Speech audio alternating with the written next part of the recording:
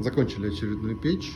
Это у нас Тоснинский район, Ульяновка. Каминопечь с духовочкой по-чистому. Здесь у нас углубленная топочка. Вот так это все выглядит. Только подожгли.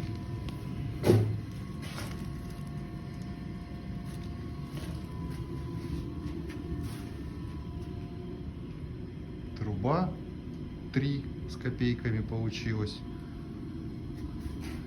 Без излишеств, без всяких полочек, просто радиусные углы, декоративные 2 замка. Маленький здесь замочек, надхлебный замочек, прочистные дверочки. И здесь у нас поворотная задвижечка, летний зимний ход, и еще одна поворотная задвижечка. Там, соответственно, контрольная задвижка для трубы.